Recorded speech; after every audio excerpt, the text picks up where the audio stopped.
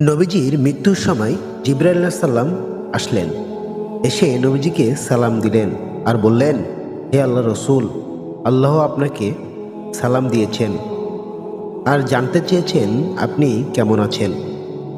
আল্লাহ সব জানেন, তারপরেও আপনি কেমন আছেন সেটা আপনার মুখ থেকে জানতে চেয়েছেন। নবীজি সাল্লাল্লাহু আলাইহি ওয়াসাল্লাম বললেন, আমি বড়ই কষ্টের ভিতরে আছি, অসুস্থ অবস্থায় আছি।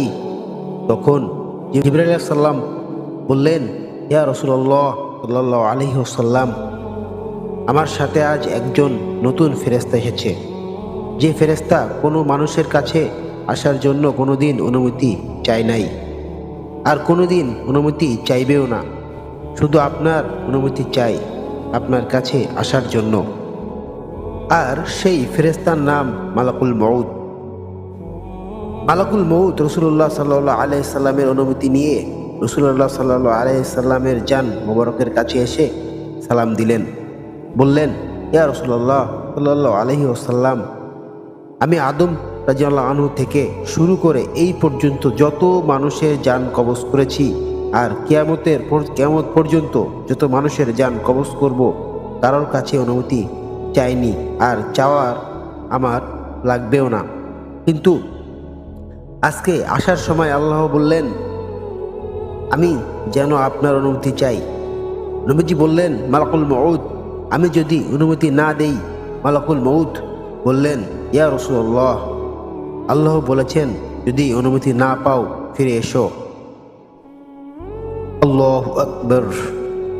ইসলামের দ্বিতীয় খলিফা হযরত ওমর রাদিয়াল্লাহু আনহুর শাসনামলে তখন প্যারিসের এক প্রদেশের শাসক ছিল হরমুজান নামের এক অত্যাচারী রাজা। মুসলমানদের সঙ্গে তার প্রায় লড়াই হতো। লড়াইয়ে পরাজিত হলে তিনি বিভিন্ন শর্ত সন্ধি করতেন এবং নিজের রাজ্যে ফিরে যেতেন। পরে আবার সুযোগ পেলেই মুসলমানদের ক্ষতি সাধন করতেন। তার এমন অনৈতিক নীতির ফলে খলিফা হযরত ওমর রাদিয়াল্লাহু আনহু আদেশ দিলেন হরমুজানকে বন্দী করে তার দরবারে হাজির করতে। ইতিমধ্যে এক যুদ্ধে হরমুজান মুসলমানদের হাতে বন্দী হয়। খলিফার হুকুম মতে তাকে বন্দী অবস্থায় খলিফার দরবারে হাজির করা হয়। তখন খলিফা হযরত ওমর রাদিয়াল্লাহু আনহু তাকে লক্ষ্য করে বললেন, আপনি আমাদের সঙ্গে বারবার বিশ্বাসঘাতকতা করছেন। আপনার এই বিশ্বাসঘাতকার কারণে আমাদের বারবার যুদ্ধ বিদ্রোহ জড়িয়ে পড়তে হচ্ছে। ফলে অসংখ্য মুসলিম সৈনিক অযথা প্রাণ দিতে হচ্ছে, তাদের অর্থ সম্পদ নষ্ট হচ্ছে। আপনি অনেক ঘর বাড়ি আপনি ধ্বংস করেছেন, নিরীহ অনেক লোকের উপর অন্যায়ভাবে অত্যাচার চালিয়েছেন। আপনাকে আর সুযোগ দেওয়া যায় না। আপনার একমাত্র শাস্তি হলো মৃত্যুদণ্ড। মৃত্যুদণ্ড কার্যকর করার পূর্বে আপনার কোনো কথা থাকলে বলতে পারেন। হরমুজান ছিল খুব সূক্ষ্ম কূটবুদ্ধি সম্পন্ন একজন মানুষ। সুযোগ পেয়ে তিনি ফন্দি আটলেন। তিনি বললেন, মহানুভব খলিফাতুল মুমিনিন, আমার প্রচুর পিপাসা পেয়েছে, দয়া করে আমাকে একটু পানি পান করতে দিন। খলিফার নির্দেশে তাকে পানি পান করতে দেওয়া হলো। সুজুতুর হরমুজান পাত্রে হাত দিয়ে তা পান না করে ভীতু ভাব নিয়ে ডানে বামে তাকাতে লাগলেন। তাকে জিজ্ঞাসা করা হলো, কি হলো, আপনি পানি পান করছেন না কেন? প্রশ্ন শুনেই হরমুজান জবাব দিল, আমিরুল মুমিনিন, আমার ভয় হচ্ছে যে পানিটুকু পান করার আগেই আপনার লোকজন আমাকে হত্যা করবে। তার কথার প্রতিপক্ষে হযরত ওমর রাদিয়াল্লাহু আনহু বললেন, আপনি নির্ভয়ে পানি পান করুন। হাতের পানি পান করার পূর্বে আপনাকে হত্যা করা হবে না, এ ব্যাপারে আপনাকে আমি নিশ্চয়তা দিলাম। হরমুজান আমিরুল মুমিনিন এর কথা শেষ হওয়ার সঙ্গে সঙ্গে হাতে থাকা পানির পাত্রটি মাটিতে ছুঁড়ে ফেলে দিয়ে বললেন, মহামান্য খলিফা, আপনি বলেছেন হাতের পানিটুকু পান করার আগেই আমাকে হত্যা করবেন না। আমি পানি ফেলে দিয়েছি, যে পানি আর পান করব না। ওয়াদা অনুযায়ী আপনিও আমাকে আর হত্যা করতে পারবেন না। হরমুজানের এই চালাকির পরিপ্রেক্ষিতে মুসলমান সৈনিকে রেগে গিয়ে বললেন, আমিরুল মুমিনিন, আপনি অনুমতি দিন, আমরা এখনই তার এমন অনৈতিক চালাকির শাস্তি দেই। কিন্তু খলিফা হযরত ওমর রাদিয়াল্লাহু আনহু সবাইকে থামিয়ে দিয়ে বললেন, না, তা হতে পারে না। মুসলমানের কথার মূল্য অনেক, সুতরাং যে কথা আমি বলে ফেলেছি যে কোনো মূল্যে আমি তা রক্ষা করবই ইনশাআল্লাহ। যেহেতু আমি তাকে বলেছি তার হাতে পানিটুকু পান করার পূর্বে আমি তাকে হত্যা করব না, আর সে যখন পানি পান করেনি, সুতরাং বন্দী হরমুজানকে হত্যা করা চলবে না। কথা বলে ওমর রাদিয়াল্লাহু আনহু হরমুজানকে লক্ষ্য করে বললেন, যান, আপনি মুক্ত, আমার কথার খেলাফ আমি করব না। সুবহানাল্লাহ, কথার কি মূল্য, ওয়াদা পালন কি অপূর্ব নজির। হরমুজান কল্পনাও করতে পারেনি তিনি এত সহজে মুক্তি লাভ করবেন। রাসূল সাল্লাল্লাহু আলাইহি ওয়াসাল্লামের প্রিয় সহচর হযরত ওমর রাদিয়াল্লাহু আনহু অনুভবতা দেখে তিনি দারুণভাবে প্রভাবিত হলেন। তিনি ভাবলেন, এই যদি হয় ইসলামের আদর্শ, তবে এর থেকে দূরে থাকা হবে আমার জন্য চরম দুর্ভাগ্যজনক। ইসলামের অতুলনীয় আদর্শ মুগ্ধ হয়ে হরমুজান ইসলাম গ্রহণ করলেন। এভাবেই যুগে যুগে ইসলামের অতুলনীয় আদর্শই মুগ্ধ হয়ে অসংখ্য মানুষ ইসলামের সুশীল ছায়ায় আশ্রয় গ্রহণ করেছেন। বিশ্বব্যাপী ইসলাম ছড়িয়ে আপন মহিমায়, শক্তির জোর নয়। হযরত জিবরাইল আলাইহিস সালাম নবী করিম সাল্লাল্লাহু আলাইহি সাল্লামের কাছে এসে একটি ঘটনা বর্ণনা করেন। এক ব্যক্তি পাহাড়ের উচ্চ চূড়ায় 500 বছর ধরে আল্লাহ পাকের ইবাদত মশগুল ছিল। ওই পাহাড়ে চারিদিকে লবণাক্ত পানি দ্বারা বৈশিষ্ট্য ছিল। আল্লাহ তাআলা তার জন্য পাহাড়ের অন্তরে সুপ্রিয় পানি ঝর্ণা এবং একটি আনার গাছ সৃষ্টি করেন। প্রতিদিন সেই ব্যক্তি আনার ফল খেত এবং পানি পান করত আর পানি দিয়ে উজু করত। সে ব্যক্তি আল্লাহ তাআলার কাছে এই দোয়া করেন, হে আল্লাহ, আমার দেহ থেকে রুহু যেন সেজদারত অবস্থায় কবজ করার ব্যবস্থা করা হয়। আল্লাহ তাআলা এই দোয়া কবুল করেন। হযরত জিবরাইল আলাইহিস সালাম বলেন, আমি আসমানে আসা যাওয়ার সময় তাকে সেজদারত অবস্থায় দেখতাম। কিয়ামতের দিন আল্লাহ তাআলা তার সম্পর্কে বলবেন, আমার এই বান্দাকে আমার রহমতের জান্নাতে প্রবেশ করাও। ওই ব্যক্তি বলবেন, না, বরং আমার আমলের বরকতে জান্নাতে প্রবেশ করান। তখন নির্দেশ আসবে, আমার নিয়ামতের বিপরীত তার কৃতকলাপ পরিমাপ করো। পরিমাপ করে দেখা যাবে 500 বছর ইবাদত খতম হয়ে গেছে একটি চোখের বিনিময়। তখন আল্লাহ পাক নির্দেশ দিবেন, আমার বান্দাকে জাহান্নামে নিয়ে যাও। ফেরেশতারা তখন তাকে নিয়ে রওনা হবে।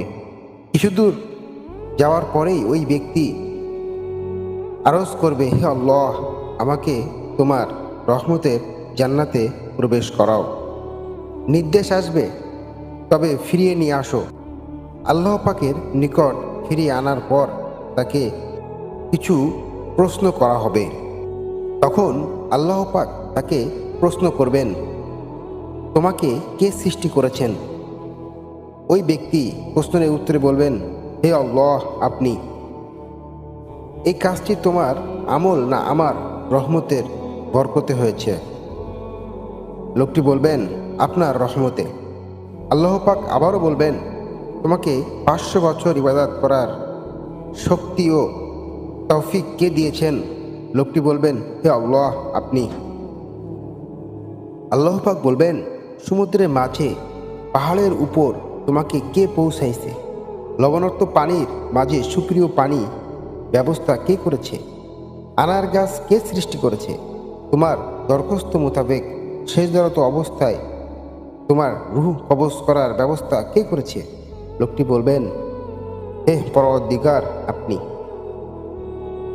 তখন ইরশাদ হবে, এসব কিছু আমার রহমতে হয়েছে এবং আমার রহমতেই তোমাকে জান্নাতে দাখিল করছি। সুবহানাল্লাহ। আল্লাহ সব কিছুর ক্ষমতাশীল, উনি যেটা ভাবেন সেটাই হয়ে যায়। সুবহানাল্লাহ, আল্লাহু আকবার। জান্নাত শব্দটি আল্লাহ রাব্বুল আলামিনের নিজস্ব একটি পরিভাষা। পারিভাষিক অর্থ জান্নাত বলতে এমন স্থানকে বোঝায় যা আল্লাহ রাব্বুল আলামিন তার অনুগত বান্দাদের জন্য নির্দিষ্ট করে রেখেছেন, যা দিগন্ত বিস্তৃত, নানা রকম ফুলে ফুলে সুশোভিত, সুরম অট্টালিকা, মনোমুগ্ধকর বাগান, যার পাশ দিয়ে প্রবাহমান বিভিন্ন ধরনের নদী, নালা, ঝর্ণা, ধারা, যেখানে চির বসন্ত বিরাজমান। আমরা জান্নাতকে জান্নাতও বলে থাকি। জান্নাত ফার্সি শব্দ, এখানে আমরা আরবি শব্দটি ব্যবহার করব। জান্নাত চির শান্তির জায়গা, সেখানে আমরা আয়েশ, সুখ, শান্তি, আমোদ প্রমোদ, চিত্ত বিনোদন ও আনন্দ আহলেদের চরম ও পরম ব্যবস্থা রয়েছে। জান্নাত এমন একটি জায়গা যেখানে আপনি মন চাইলেই যেটা চাইবেন সেটাই কিন্তু আপনি পেয়ে যাবেন। জান্নাতের মানুষজন অনেক সময় যখন মনে মনে ভাবে যে আমার এই জিনিসটা খেতে মন চাচ্ছে, আপনি ভাবার সঙ্গে সঙ্গেই কিন্তু আপনার সামনে সেই জিনিসটা হাজির হয়ে যাবে। তো জান্নাত সম্পর্কে আসলে অসংখ্য অসংখ্য হাদিস আছে, যা আপনি শুনলে আসলেই আশ্চর্য হয়ে যাবেন। এবং আল্লাহ রাব্বুল আলামিন বলেছেন, আমি জান্নাতটা এমনভাবে তৈরি করেছি যা আমার বান্দারা কল্পনাই করতে পারবে না যে এই জান্নাতে তার জন্য কি জিনিস অপেক্ষা করছে। আসলেই জান্নাত সম্পর্কে আমি যতই বলি না কেন, আপনারা আসলে বুঝতে পারবেন না যে জান্নাত আমাদের জন্য কি নিয়ে দাঁড়িয়ে আছে। সেখানে ভোগ বিলাস ও পানাহার অতিচর্য। জান্নাতীরা যা কামনা করবে কিংবা কোনো কিছু পাওয়ার আহ্বান জানাবে, সকল কিছুই পাবে সেখানে। সবাই যুবক হয়ে বাস করবে। শরীরের কোনো রোগ, শোক, জরা, জীর্ণতা, মন্দ, বাধ্যকতা, দুর্বলতা ও অপরিগতা থাকবে না। যত ধরনের ফল ফলাদি খাদ্য খাবার, পানি, দুধ, মধু, সুস্বাদু খাবার সব খেতে পারবে। ভোগ বিলাস সকল উপায়ে উপকারিতা বিদ্যমান, সেগুলোর স্বাদ ও গন্ধ অপূর্ব। আমাদের ভ্রমণ, বিহার, খেলাধুলা, বেড়ানো, বাজার করা ও শুভেচ্ছা স্বাগতম জানাতেও পারবে। প্রাচুর্যের কোনো অভাব হবে না। দ্রুতগামী যানবাহন সহ মনের ইচ্ছে চোখের নিমেষেই পূরণ করতে পারবে। নারীদের জন্য থাকবে ন্যায়ানিভিক স্বামী এবং স্বামীদের জন্য থাকবে ন্যায়ানিভিরাম স্ত্রী ও রূপবতী লাবণ্যময়ী হুর।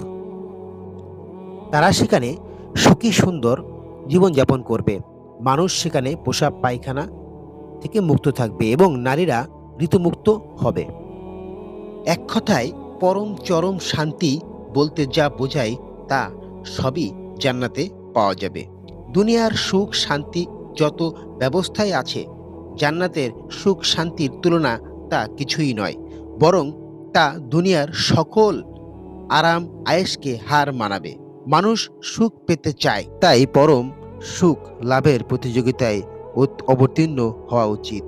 জান্নাতের ব্যাপক পরিচিতি সম্পর্কে সংক্ষিপ্ত এক বর্ণনায় পাওয়া যায়, মহান আল্লাহ রাব্বুল আলামিন বলেন, কেউ জানে না তার জন্য কৃতকর্ম কি কি নয়ানিভিরাম বিনিময় লুকিয়ে আছে। সূরা সাজদা 17। আবু হুরায়রা রাদিয়াল্লাহু আনহু থেকে বর্ণিত, রাসূল সাল্লাল্লাহু আলাইহি ওয়াসাল্লাম বলেন, মহান আল্লাহ রাব্বুল আলামিন ইরশাদ করেন, আমি আমার নেক বান্দাদের জন্য এমন নিয়ামত তৈরি করে রেখেছি যা কোনো চক্ষু দেখেনি, কোনো কান শোনেনি এবং এমনকি কোনো মানুষ তা কল্পনাও করতে পারে না। এরপর তিনি বলেন, তাহলে এই আয়াতটি পড়ো, যার অর্থ হলো কেউ জানে না তার জন্য কি কি নয়ানিভিরাম বিনিময় লুকিয়ে আছে। হযরত মুহাম্মদ সাল্লাল্লাহু আলাইহি ওয়াসাল্লামের শৈশবের কাহিনী সম্পর্কে বর্ণনা করব। প্রায় 1400 বছর আগে আরবের মরুভূমিতে অবস্থিত মক্কা শহরে জন্মগ্রহণ করেন মানবতার মুক্তি দিশারি আমাদের প্রিয় নবী হজরত মুহাম্মদ সাল্লাল্লাহু আলাইহি ওয়াসাল্লাম তার জীবনের শুরু থেকেই ছিল ব্যতিক্রমী ও শিক্ষানয়ী। তার শৈশবের ঘটনাগুলোতে আমরা দেখতে পাই ধৈর্য, নৈতিকতা ও আল্লাহর বিশেষ রহমত। হজরত মুহাম্মদ সাল্লাল্লাহু আলাইহি ওয়াসাল্লাম এর জীবনে এর জন্ম হয় 570 খ্রিস্টাব্দে রবিউল আওয়াল মাসের 12 তারিখে। তিনি জন্মগ্রহণ করেন এমন সময়ে যখন আরবের মানুষ জাহিলিয়াত নিমজ্জিত ছিল। তাদের মধ্যে মূর্তি পূজা, অবিচার এবং অজ্ঞাত ছিল সাধারণ বিষয়। তার জন্মের 6 মাস আগে তার পিতা আব্দুল্লাহ ইন্তিকাল করেন। তাই তিনি পৃথিবীর আলো দেখার আগেই পিতৃহীন হন। তার মা আমেনা কোলে তিনি জন্মগ্রহণ করেন। পরিবারের সবাই মিলে তার নাম রাখলেন মুহাম্মদ, যার অর্থ অত্যন্ত প্রশংসিত। আরবের রীতি অনুযায়ী ধর্মীয় শিশুদের শহরের দূষণ থেকে দূর মরুভূমির বিশুদ্ধ পরিবেশে লালন পালনের জন্য নিয়ে যেতেন। শিশু মুহাম্মদ সাল্লাল্লাহু আলাইহি ওয়াসাল্লামকে লালন পালনের দায়িত্ব নেন হালিমা সাদিয়া। হালিমা বর্ণনা করেন যে মুহাম্মদ সাল্লাল্লাহু আলাইহি ওয়াসাল্লামকে গ্রহণ করার পর থেকেই তার জীবনে আশ্চর্য পরিবর্তন আসতে শুরু করে। তার দুধ দহনের জন্য যে উঠোনি ছিল তার হঠাৎ করে বেশি দুধ দিতে শুরু করে। তাদের ক্ষেতের ফসল আগের চেয়ে ভালো হতে লাগলো, এমনকি তাদের পরিবারেও শান্তি ফিরে আসে। শৈশবের একটি বিস্ময়ময় ঘটনা, হালিমা যখন মুহাম্মদ সাল্লাল্লাহু আলাইহি ওয়াসাল্লামকে লালন পালন করেছিলেন তখন একটি বিশেষ ঘটনা ঘটে। একদিন শিশু মুহাম্মদ তার দুধ ভাইদের সঙ্গে মাঠে খেলছিলেন। হঠাৎ তার ভয়ে দৌড়ে বাড়ি ফিরে আসে এবং বলে, দুটি সাদা পোশাকধারী মানুষ মুহাম্মদকে মাটিতে শুয়ে তার বুকের কিছু করছে। হালিমা দৌড়ে গিয়ে দেখেন মুহাম্মদ সাল্লাল্লাহু আলাইহি সাল্লাম ঠিক আছেন। পরে তিনি বললেন, সেই সাদা পোশাকধারী ছিলেন ফেরেশতারা। তারা মুহাম্মদ সাল্লাল্লাহু আলাইহি সাল্লামের বুকে চিরে তার হৃদয় থেকে সব পাপ ও দোষ বের করে একটি স্বর্ণের পাত্রে ধুয়ে তা আবার স্থাপন করেন। এরপর তার বুকে ঈমান ও হিকমতের সিলমোহর লাগিয়ে দেন। মায়ের সাথে প্রথম সফর ও বিচ্ছেদ। হযরত মুহাম্মদ সাল্লাল্লাহু আলাইহি সাল্লাম 4 বছর বয়স পেরিয়ে হালিমার বাড়ি থেকে মক্কায় ফিরে আসেন। তখন তার মা আমেনা তাকে নিয়ে মদিনায় তার নানার বাড়িতে যান, যেখানে কয়েকদিন কাটানোর পর মক্কায় ফেরার পথে আবওয়া নামক স্থানে তার মা অসুস্থ হয়ে ইন্তেকাল করেন। এ সময় মুহাম্মদ সাল্লাল্লাহু আলাইহি ওয়াসাল্লাম ছিলেন মাত্র 6 বছর বয়সের। এভাবেই তিনি পিতৃহীন হওয়ার পাশাপাশি মাতৃহীনও হলেন।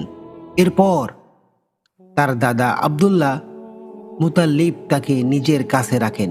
তিনি মুহাম্মদকে অত্যন্ত ভালোবাসতেন, কিন্তু মাত্র 2 বছর পর তার দাদাও ইন্তেকাল করেন।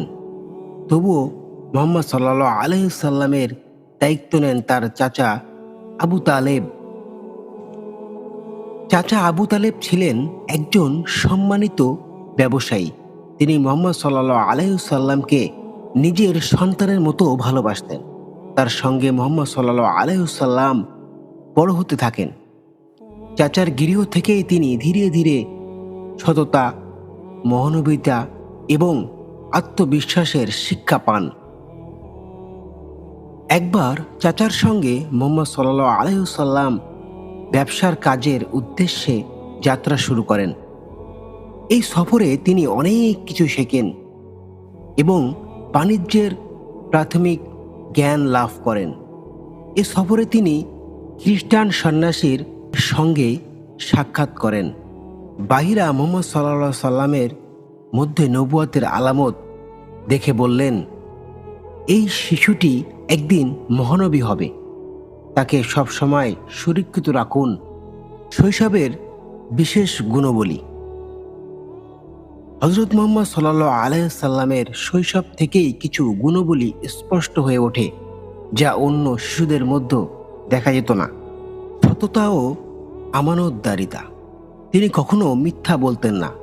সবাই তাকে আলামিন বা বিশ্বাসত বলে ডাকত। মহানবিতা ও দয়া। তিনি পশু পাখি এমনকি গরিব মানুষদের প্রতি অত্যন্ত দয়ালু ছিলেন। কঠোর পরিশ্রমের মানসিকতা। ছোটবেলা থেকেই তিনি মেষ পালনের কাজ করতেন এবং নিজের শ্রম দিয়ে জীবিকা নির্বাহ করতেন। হযরত মুহাম্মদ সাল্লাল্লাহু আলাইহি ওয়াসাল্লামের শৈশবে আমাদের শেখায় যে জীবনের যে কোনো কঠিন পরিস্থিতিতে ধৈর্য ধরতে হবে। আল্লাহর প্রতি আস্থা রাখলে সব কিছুই ভালো হয়। তার শৈশব আমাদের অনুপ্রেরণা, যা সততা, দয়া এবং ধৈর্যের গুরুত্ব শেখায়। এই গল্প থেকে আমরা যেটা শিক্ষা অর্জন করতে পারি সেটা হচ্ছে আমাদের জীবনের পরিবর্তন। আমাদের বাচ্চারা বা শিশুরা জন্মগ্রহণের পর থেকেই তাদেরকে কিছু ইসলামিক শিক্ষা অর্জন করা আমাদের উচিত, বা ইসলামিক শিক্ষা দেওয়া আমাদের উচিত। হযরত মুহাম্মদ সাল্লাল্লাহু আলাইহি সাল্লামের শৈশব জীবনটা কেমন ছিল, শিক্ষণীয় জিনিসগুলো দেখে দেখে আমাদেরকে শিক্ষা গ্রহণ করা উচিত যে আমাদের বাচ্চা কাচ্চারা শৈশবের প্রত্যেকটা মুহূর্ত তাদেরকে শিক্ষণীয় করে তুলতে হবে। হযরত মুহাম্মদ সাল্লাল্লাহু আলাইহি সাল্লামের কৈশোর ও যুবক বয়সের জীবন সম্পর্কে আমরা এখন জানব। শৈশবের কঠিন পরিস্থিতিতে পেরিয়ে হযরত মুহাম্মদ সাল্লাল্লাহু আলাইহি সাল্লাম এর কৈশোরের জীবন আরও বিস্ময়কর ছিল। এ সময়ে তিনি এমন গুণাবলী অর্জন করেন যা তাকে তার সমাজের একজন মহান ব্যক্তিত্ব হিসাবে পরিচিত দেয়। কঠোর পরিশ্রম ও মেষ পালন। কিশোর বয়সে তিনি চাচা আব্দুল মুতালেবের সঙ্গে থাকতেন।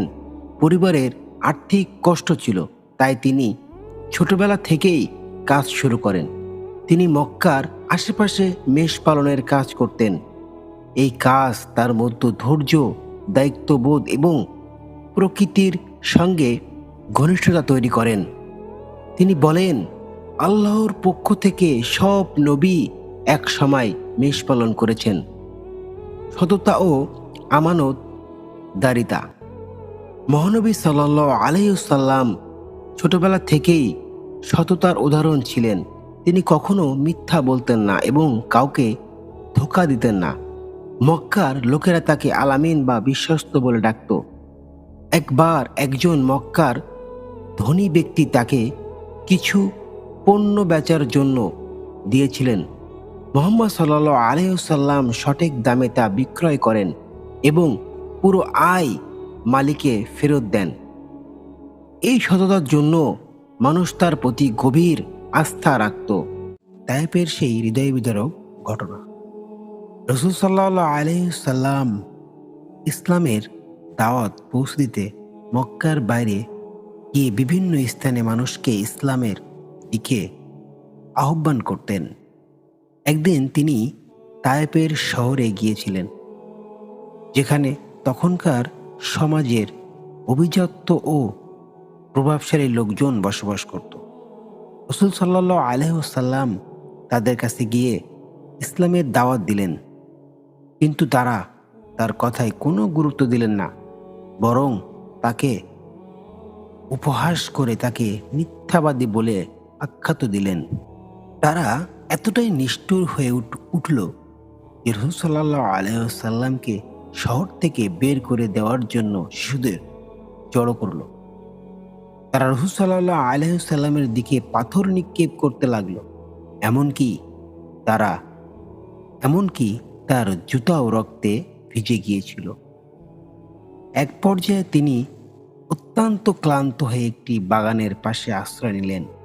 এমন দুঃখজনক অবস্থায় রাসূল সাল্লাল্লাহু আলাইহি ওয়াসাল্লাম আল্লাহর কাছে দোয়া করলেন, হে আল্লাহ, আমি যদি তোমার সন্তুষ্টি অর্জন করতে পারি তবে এ কষ্ট আমার জন্য তুচ্ছ।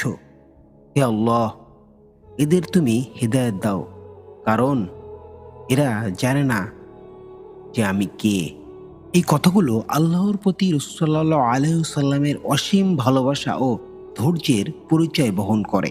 অতঃপর তায়েফের এই ঘটনার কয়েক বছর পর সেখান থেকে ইসলামের জন্য কিছু মহান সাহাবী বেরিয়ে আসেন, যারা ইসলামের পতাকাকে আরো উঁচুতে তুলে ধরেন। এটি প্রমাণ করে যে মানুষের হৃদয়ে পরিবর্তন আনতে সময় লাগে এবং দোয়া ও ধৈর্য সব কিছুর চেয়ে শক্তিশালী। এই গল্প থেকে আমরা কি শিক্ষা অর্জন করতে পারি? এই গল্প আমাদেরকে শেখায় ধৈর্যের গুরুত্ব, আমার মহত্ব এবং দাওয়াতের কাজ কখনো হতাশ না হওয়ার শিক্ষা।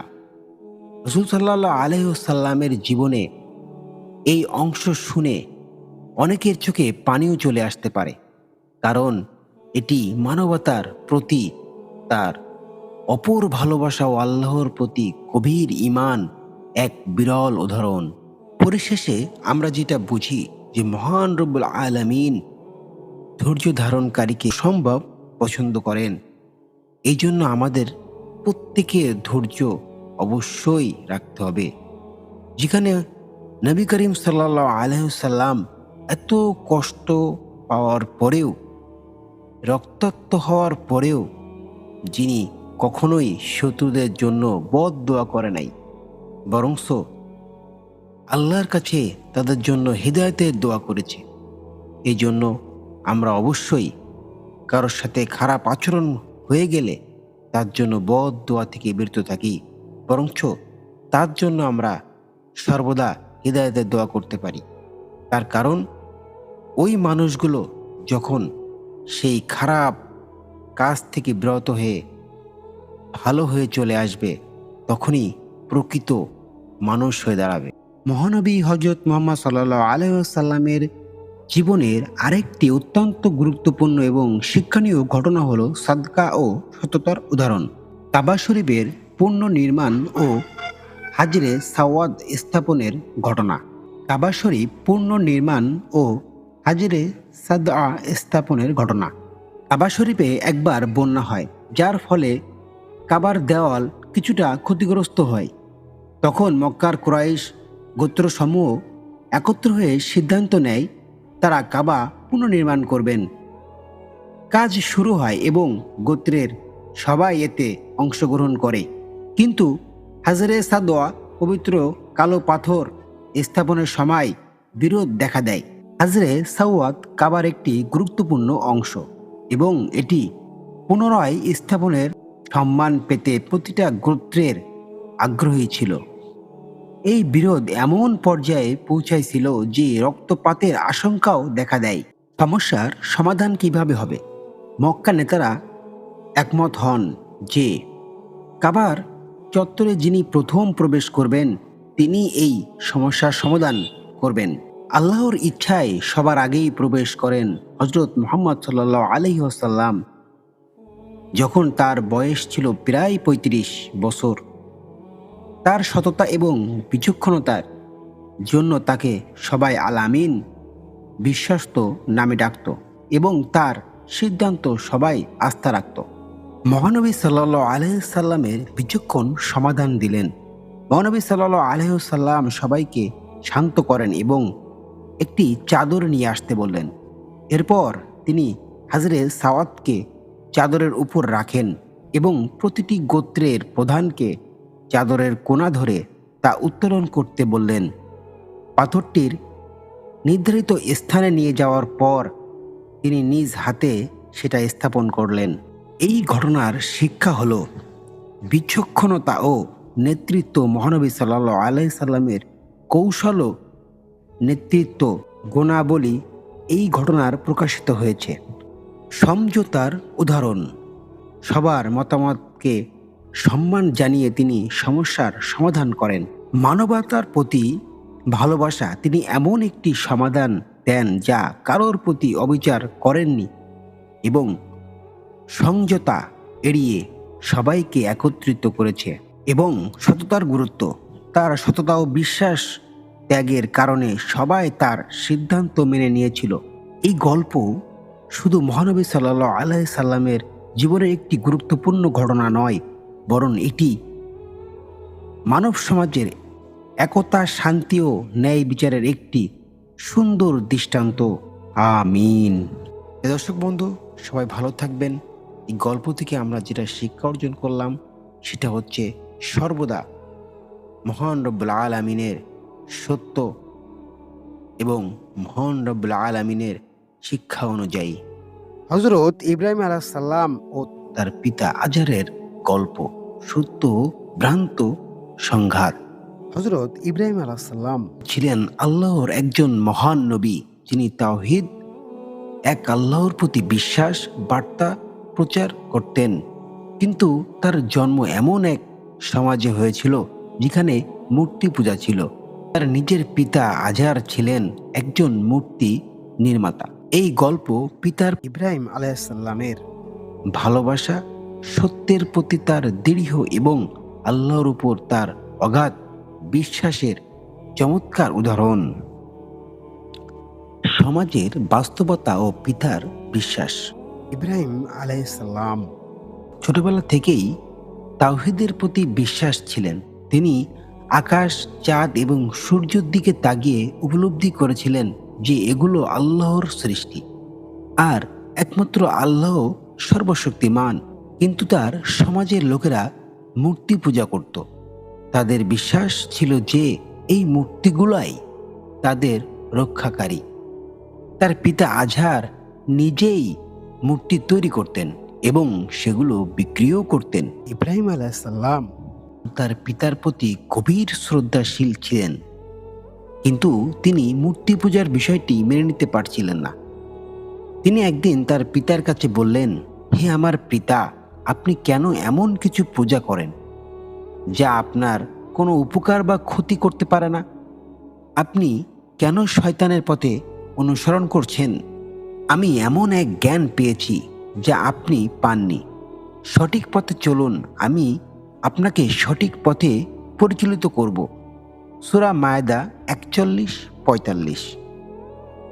পিতার প্রতিক্রিয়া: আজহার ইব্রাহিম আলাইহিস সালাম কথা শুনে ক্ষুব্ধ হন এবং তাকে কঠোরভাবে প্রতিরোধ করেন। তিনি বলেন, হে ইব্রাহিম, তুমি কি আমার দেবতাদের নিয়ে ঠাট্টা করছো? তুমি যদি এর থেকে বিরত না হও তবে আমি তোমাকে পাথর মেরে হত্যা করব। তুমি আমার কাছ থেকে দূরে সরে যাও। সূরা মায়দা 46। ইব্রাহিম আলাইহিস সালাম এর ধৈর্য ও ভালোবাসা পিতার প্রতি এমন ছিল। ইব্রাহিম আলাইহিস সালাম তার পিতার এই রুক্ষ ভাষা সত্ত্বেও নম্রতা বজায় রাখেন। তিনি বলেন, হে আমার পিতা, আমি আপনার জন্য ক্ষমা প্রার্থনা করব এবং আমার প্রভুর কাছে দোয়া করব যেন তিনি আপনাকে সঠিক পথে পরিচালিত করে। সূরা মায়দা 47। ইব্রাহিম আলাইহিস সালাম তার পিতার জন্য দোয়া করতে থাকেন এবং আল্লাহর কাছে প্রার্থনা করেন যাতে তার পিতা সঠিক পথে ফিরে আসেন। কিন্তু আজহার নিজের অবস্থান পরিবর্তন করেননি এবং মূর্তি পূজায় লিপ্ত রইল। সমাজের চ্যালেঞ্জ এবং সত্য প্রচার এমন ছিল যে ইব্রাহিম আলাইহিস সালাম শুধু তার পিতার সাথেই নয়, পুরো সমাজের বিরুদ্ধে একা দাঁড়িয়েছিলেন। তিনি একদিন মূর্তি পূজা অবান্তরতা প্রমাণ করার জন্য একটি পরিকল্পনা করেন। তিনি শহরের প্রধান মন্দিরে গিয়ে সব মূর্তি ভেঙে ফেললেন, শুধু বড় মূর্তিটি রেখে দেন। তিনি বড় মূর্তির গলায় কুড়াল ঝুলিয়ে দেন।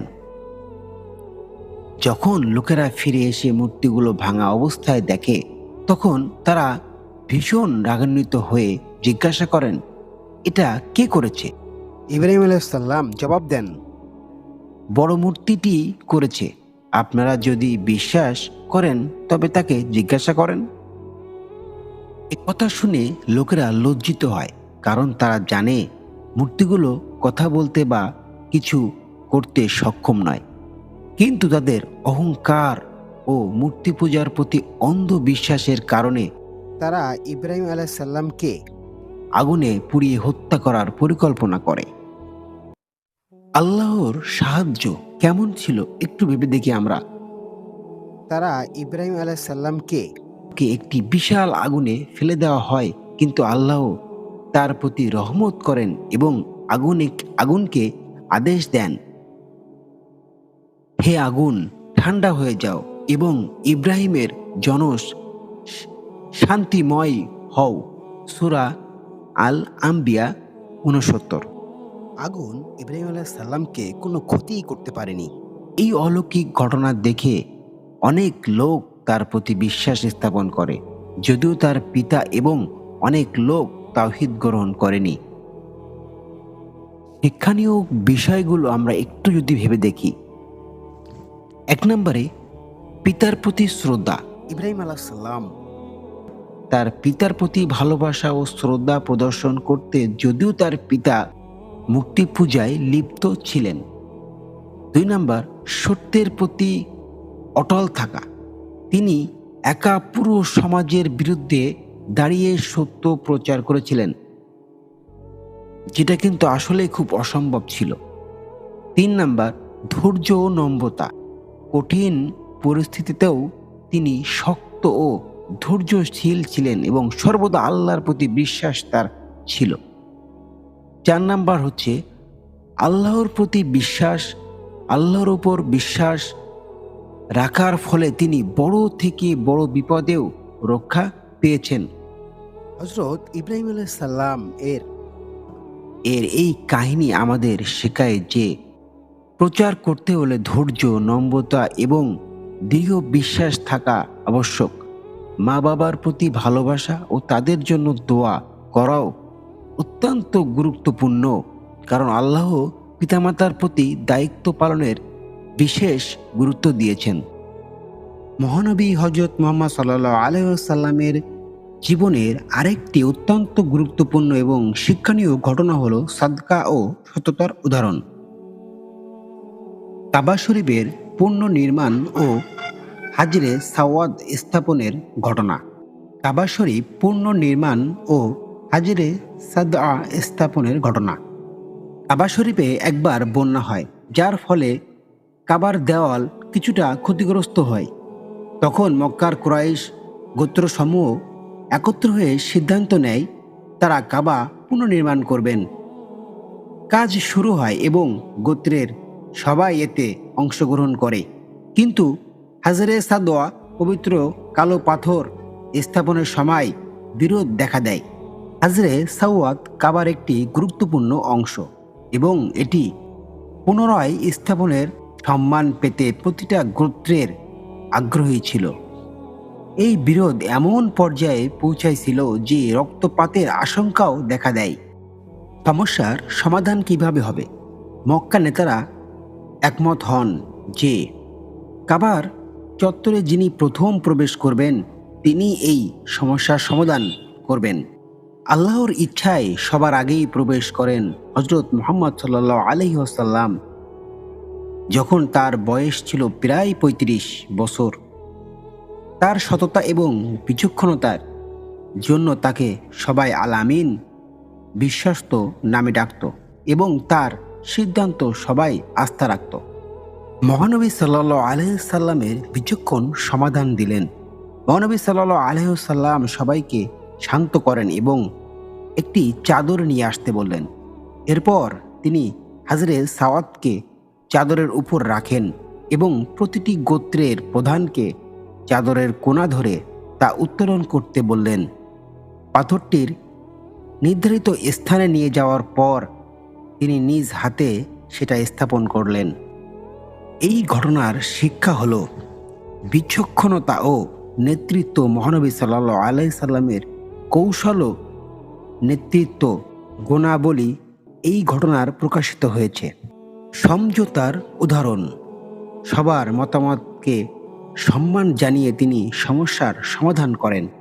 মানবতার প্রতি ভালোবাসা: তিনি এমন একটি সমাধান দেন যা কারোর প্রতি অবিচার করেননি এবং সমঝোতা এড়িয়ে সবাইকে একত্রিত করেছে।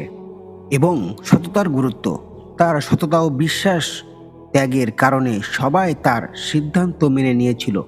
এই গল্প শুধু মহানবী সাল্লাল্লাহু আলাইহি সাল্লামের জীবনের একটি গুরুত্বপূর্ণ ঘটনা নয়, বরং এটি মানব সমাজের একতা, শান্তি ও ন্যায় বিচারের একটি সুন্দর দৃষ্টান্ত।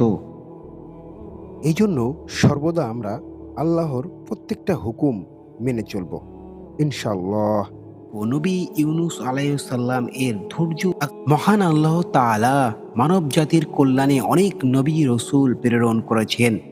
তাদের জীবনের প্রতিটি অধ্যায় রয়েছে আমাদের জন্য শিক্ষা।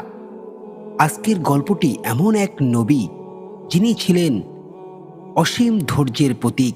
তিনি হলেন ইউনুস আলাইহিসসালাম। তার জীবন থেকে আমরা শিখি তওবা, দোয়া ও আল্লাহর প্রতি পূর্ণ আস্থা রাখার গুরুত্ব। গল্পের শুরুতেই নবী ইউনুস আলাইহিসসালাম আল্লাহর একজন প্রেরিত দূত ছিলেন। তিনি ছিলেন নেওয়ার নামের এক অঞ্চলের জনগণের জন্য প্রেরিত। নেওয়ার লোকেরা ছিল মূর্তির উপাসক এবং আল্লাহর একতাবাদে বিশ্বাস করত না। ইউনুস আলাইহিসসালাম তাদের সত্য পথে ডাকার জন্য বারবার চেষ্টা করেন। তিনি তাদের বোঝান যে আল্লাহ এক এবং মূর্তি উপাসনা থেকে ফিরে আসতে হবে। কিন্তু নেওয়ার লোকেরা তার কথা শোনেনি, বরং তারা তাকে নিয়ে উপহাস করত। ধৈর্যের পরীক্ষা ছিল এমন যে অনেক বছর ধরে চেষ্টা করেও সফল না হতে পেরে ইউনুস আলাইহিসসালাম রেগে গিয়ে শহর ছেড়ে চলে যান। তিনি মনে করলেন তাদের শাস্তি শিগগিরই আসবে, কিন্তু তিনি তখনও বুঝতে পারেননি যে আল্লাহ তাকে আরও ধৈর্য ধরতে এবং কাজ চালিয়ে যেতে নির্দেশ দিয়েছেন। নবী ইউনুস আলাইহিসসালাম যখন শহর ছেড়ে চলে যান, তিনি একটি জাহাজে উঠে বসেন। জাহাজটি গভীর সমুদ্রে চলতে শুরু করে। হঠাৎ সমুদ্রে তুফান শুরু হয়ে যায়। জাহাজের লোকেরা ভয় পায় এবং বলে, আমাদের মধ্যে কেউ একজন ভুল করেছে, তাকে জাহাজ থেকে নামাতে হবে, নইলে আমরা বাঁচব না। তখন তারা লটারির মাধ্যমে নির্ধারণ করলেন কে এই জাহাজ থেকে নামবে। লটারিতে বারবার ইউনুস আলাইহিসসালাম এর নামেই আসতে থাকে। তিনি বুঝতে পারলেন না এটি আল্লাহর ইচ্ছা। ইউনুস আলাইহিসসালাম সমুদ্রের পানিতে ঝাঁপ দেন। তখন এক বিশাল মাছ তাকে গিলে ফেলে। ইউনুস আলাইহিসসালাম মাছের পেটে বন্দী হয়ে যান। অন্ধকার, গভীর ও ভীতিকর সেই পরিস্থিতিতে তিনি নিজের ভুল বুঝতে পারেন। তিনি আল্লাহর কাছে ক্ষমা চান এবং একটি বিশেষ দোয়া করেন, লা ইলাহা ইল্লা আনতা সুবহানাকা ইন্নী কুনতু মিনাজ জালিমিন। অর্থ, তুমি একমাত্র ইলাহ, তুমি পবিত্র, আমি অবশ্যই অন্যায়কারীদের অন্তর্ভুক্ত। ইউনুস আলাইহিসসালাম আল্লাহর কাছে কাঁদতে থাকেন এবং বারবার দোয়া করেন। আল্লাহ তার তওবা গ্রহণ করেন। এরপর মাছটি তাকে মুক্ত করে দেয় এবং তিনি তীরে এসে পৌঁছান। তীরে এসে ইউনুস আলাইহিসসালাম বুঝতে পারেন যে ধৈর্য, আল্লাহর উপর আস্থা রাখা কতটা গুরুত্বপূর্ণ। তিনি আবার নিয়নের জনগণের কাছে ফিরে আসেন এবং তাদের সত্য পথে ডাকেন। এবার তারা তার কথা শুনে এবং আল্লাহর একতা বিশ্বাস স্থাপন করেন। নবী ইউনুস আলাইহিসসালাম এর এই গল্প আমাদের শেখায়, জীবনের যতই কঠিন পরিস্থিতি আসুক, ধৈর্য হারানো উচিত নয়। আল্লাহর রহমতে অবশেষে আর তার কাছে ফিরে গেলেন। তিনি সব ভুল ক্ষমা করে দেন। এই গল্পটি আমাদের জন্য দোয়া ও তওবা গুরুত্ব অনুপ্রেরণা। একটি শিশু বা বড়দের সবাইকে শিক্ষা দেয় যে আল্লাহর ইচ্ছার প্রতি আস্থা রাখা ও ক্ষমা প্রার্থনা করা কতটা মূল্যবান। নবী ইব্রাহিম আলাইহিস সালাম ও তার একনিষ্ঠ ঈমানের গল্প। ইসলামের নবী রসুলদের মধ্যে ইব্রাহিম আলাইহিস সালামের জীবনে এক অনন্য দৃষ্টান্ত। তার জীবনও ছিল একনিষ্ঠ ঈমান, ত্যাগ ও আল্লাহর প্রতি নিঃস্বার্থ ভালোবাসার প্রতীক। এই গল্পটি তার জীবনের একটি অবিস্মরণীয় অধ্যায়। তার পিতার সাথে মূর্তি পূজা নিয়ে নিবন্ধ এবং আল্লাহর পথে সত্যিকারের সাহস দেখানোর ঘটনা। ইব্রাহিম আলাইহিস সালাম এমন একটি সমাজে জন্মগ্রহণ করেন যেখানে সবাই মূর্তি পূজা করত। এমনকি তার নিজের পিতা আজহার ছিলেন একজন বিখ্যাত মূর্তি নির্মাতা। ছোট থেকেই ইব্রাহিম আলাইহিস সালাম এসব মূর্তি পূজা বিরোধিতা করতেন। তিনি নিজেও প্রশ্ন করতেন, কিভাবে এই মূর্তিগুলা, যেগুলো নিজেরাও চলতে ফিরতে পারে না, তারা মানুষের উপাস্য হতে পারে কিভাবে? তার পিতা বিরক্ত হয়ে তাকে তিরস্কার করেন এবং মূর্তি পূজার পক্ষ নিয়ে কথা বলেন। কিন্তু ইব্রাহিম আলাইহিস সালাম তখন সত্যের পথে থেকে সরে যায়নি। আর শহরে একটি বড় উৎসব অনুষ্ঠিত হয়। সব মানুষ শহরের বাইরে চলে যায়। ইব্রাহিম আলাইহিস সালাম এই সুযোগে মন্দিরে প্রবেশ করেন, যেখানে বিভিন্ন মূর্তি সাজানো ছিল। তিনি একটি কুড়াল নিয়ে সব মূর্তি ভেঙে দেন, শুধু বড় মূর্তিটি রেখে দেন। কুড়ালটি সেই বড় মূর্তির গলায় ঝুলিয়ে দেন। অতঃপর যখন লোকেরা ফিরে আসে, তারা মূর্তিগুলো ধ্বংস দেখে হতবাক হয়ে যায়। তারা বলে, এই কাজ নিশ্চয়ই ইব্রাহিম আলাইহিস সালাম করেছে। সে তো আমাদের উপাস্য নিয়ে তিরস্কার করে। আর তারা এটাও বলে যে ইব্রাহিম তো আমাদের সাথে উৎসবে যায়নি, ইব্রাহিম তো এখানেই ছিল, আর এই কাজ মনে হয় ইব্রাহিমই করেছে। যাও, ইব্রাহিমকে খুঁজে ডেকে আনো। অতঃপর তাকে ডেকে এনে জিজ্ঞাসা করা হয়, তুমি কি আমাদের মূর্তিগুলো ভেঙেছ? ইব্রাহিম আলাইহিস সালাম বুদ্ধিমত্তার সাথে উত্তর দেন, আমি কেন ভাঙব? তোমাদের বড় মূর্তিটা হয়তো ভেঙেছে, তার কাছে জিজ্ঞাসা করো, যদি সে কথা বলতে পারে। লোকেরা তখন বিরক্ত হয়ে, কারণ তারা জানতো মূর্তিগুলা কিছুই করতে পারে না। কিন্তু তারা নিজেদের ভুল স্বীকার করে না, ক্রোধে ফেটে পড়ে। তারা সিদ্ধান্ত নেয় ইব্রাহিম আলাইহিস সালামকে শাস্তি দিতে হবে। তখন সবাই মিলে একটি বিশাল আগুন তৈরি করে।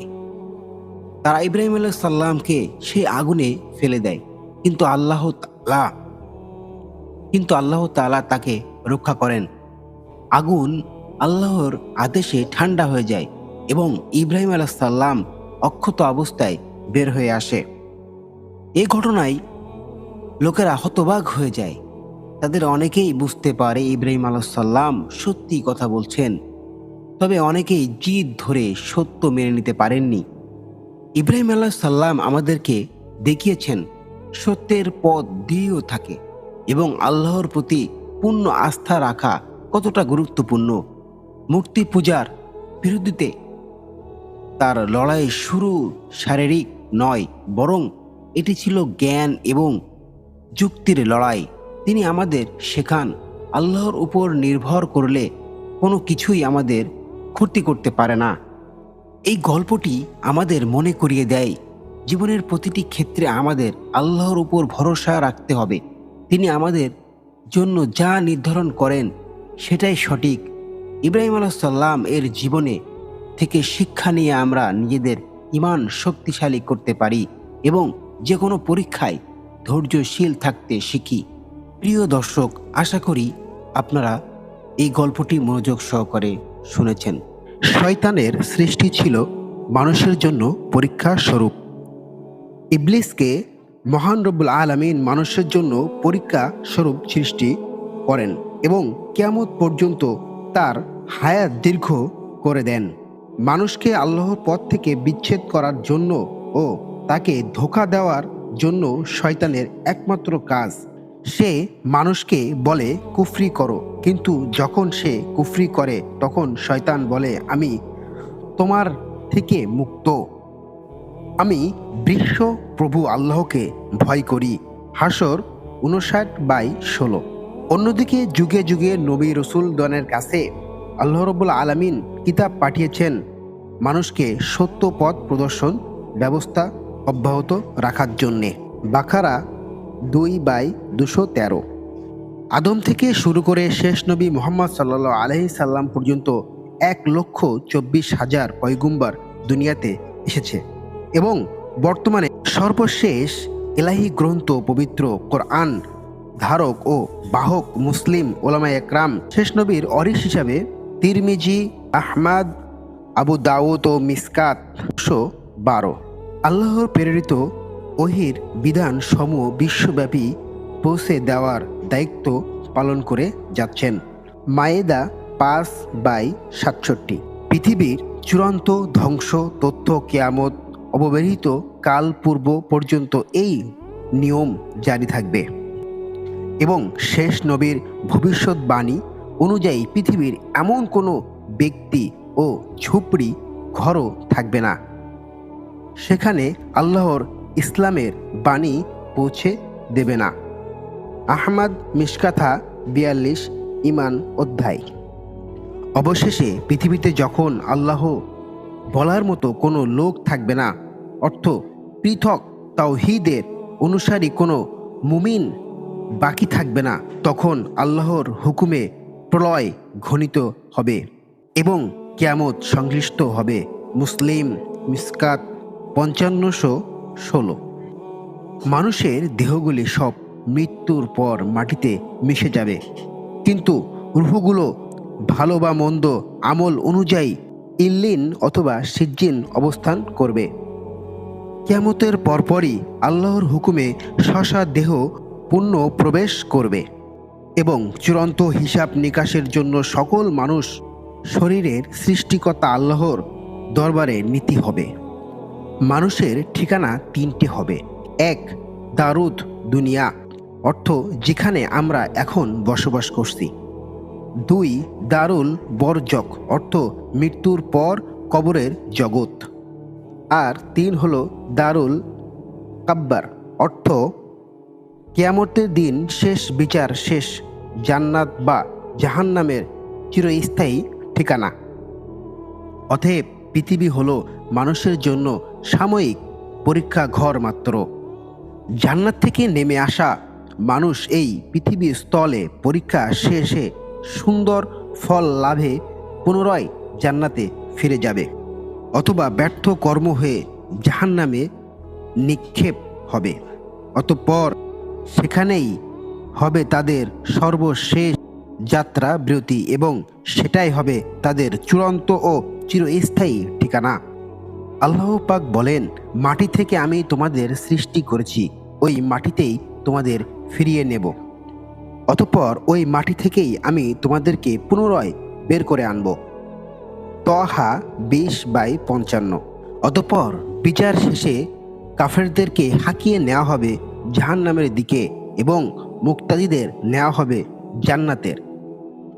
এভাবেই সেদিন জালেম তার প্রাপ্য শাস্তি ভোগ করবে এবং মজলুম তার যথাযথ প্রতিদান পেয়ে ধন্য হবে। সেদিন কারোর প্রতি কোনো রূপ অবিচার করা হবে না। বাকারা 2/281। উল্লেখ্য যে হযরত আদম আলাইহিসসালামের সম্পর্কে পবিত্র কোরআনে 10টি সূরা ও 50টি আয়াত বর্ণিত হয়েছে। প্রিয় দর্শক, এভাবেই শয়তানকে মহান আল্লাহ রাব্বুল আলামিন সৃষ্টি করেছে মানুষের ধোঁকা দেওয়ার জন্য এবং মানুষের পরীক্ষা স্বরূপ তাদেরকে তৈরি করেছেন। মানুষ যে মহান রব্বুল আলামিনের ইবাদত করবে তাদেরকে পরীক্ষা স্বরূপ শয়তানদেরকে সৃষ্টি করা হয়েছে এই জন্য যাতে তারা মানুষকে ধোঁকা দিতে পারে। আর এভাবেই বিচারের মঞ্চে মহান আল্লাহ রাব্বুল আলামিন আমাদেরকে সবাইকে দাঁড় করাবে এবং যারা এই শয়তানের ধোঁকায় নিজের ঈমান নষ্ট করেছে তাদের জন্য জায়গা হবে জাহান্নাম, এবং যারা শয়তানের ধোঁকাকে উপেক্ষা করে নিজেকে বাঁচিয়ে আল্লাহর ইবাদত সম্পূর্ণ করেছে তাদের জায়গা হবে জান্নাত। আজকে আমরা জান্নাত সম্পর্কে কিছু কথা শুনব। মহান আল্লাহ রাব্বুল আলামিন বলেন, জান্নাত আমি সৃষ্টি করেছি শুধুমাত্র আমার ইবাদতকারী বান্দাদের জন্য।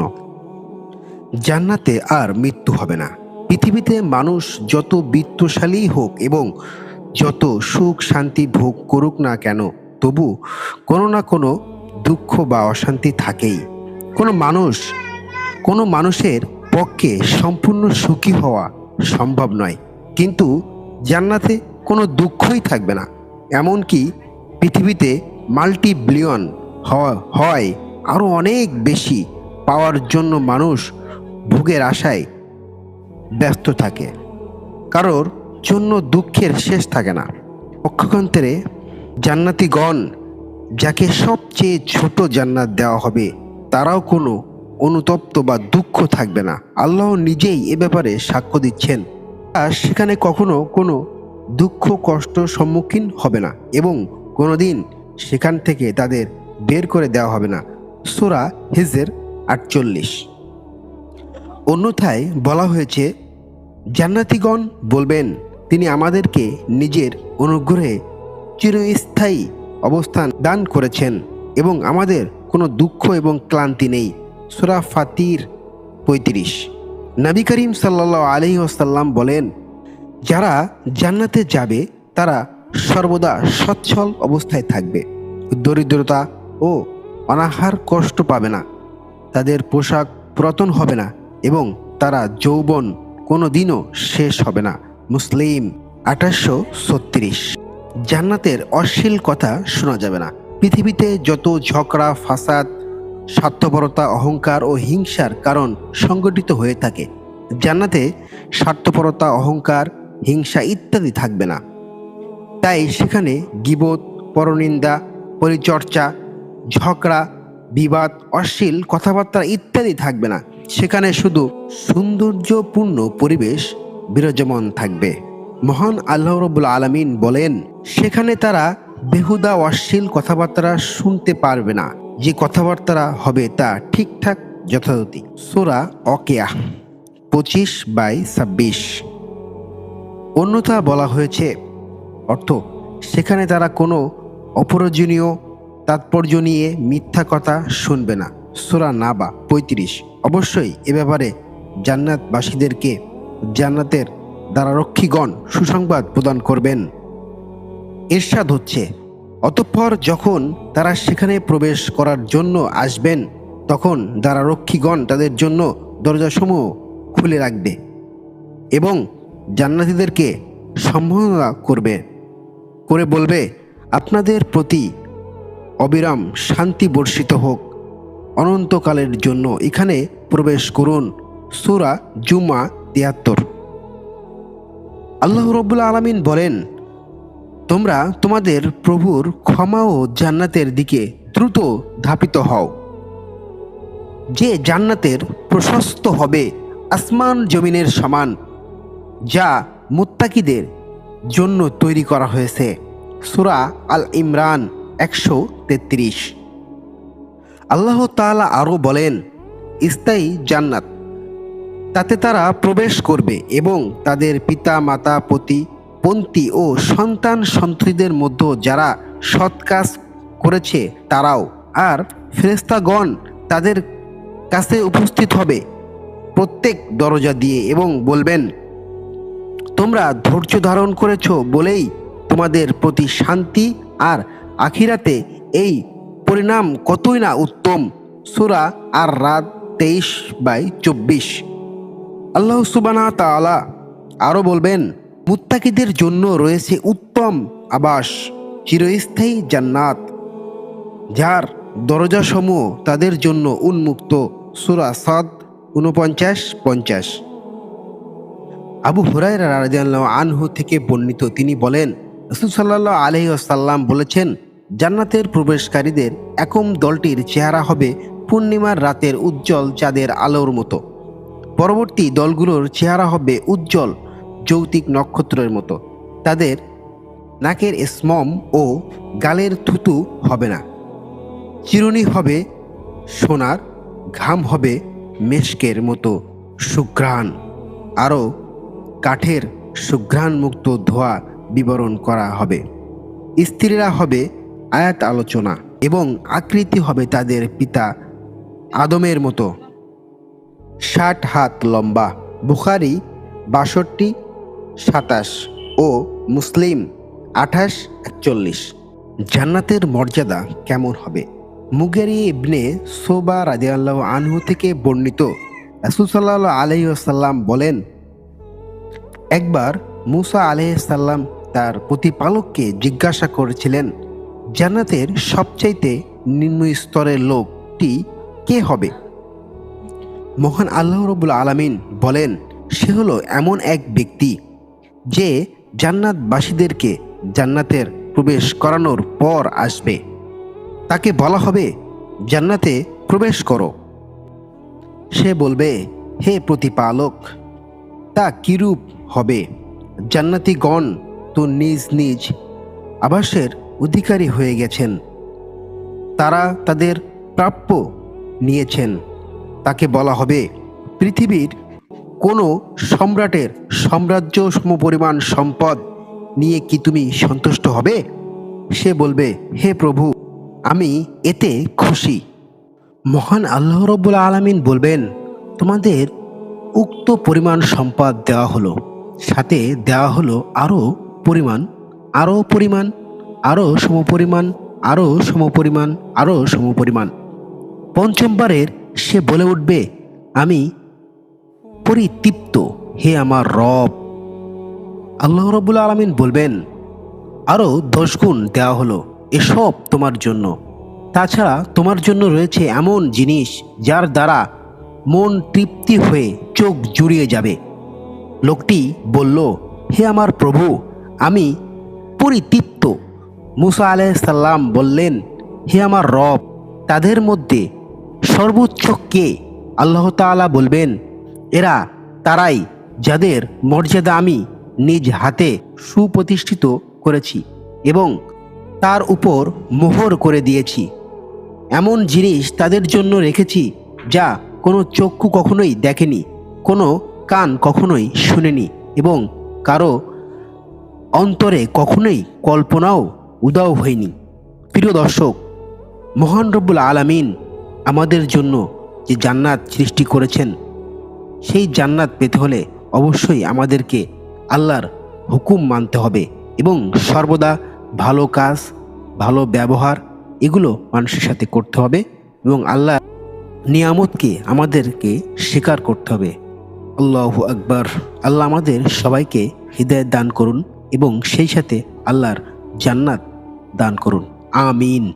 হযরত আদম আলাইহিস সালামকে মহান রব্বুল আলামিন কিভাবে সৃষ্টি করেছিলেন এবং পৃথিবীতে কি জন্য পাঠিয়েছিলেন সেই সম্পর্কে হাদিস কোরআন থেকে এই গল্পটি বর্ণনা করব।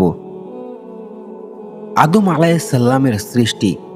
আল্লাহ তাআলা পবিত্র কোরআনে বলেন, আমি মানুষকে মাটি থেকে সৃষ্টি করেছি।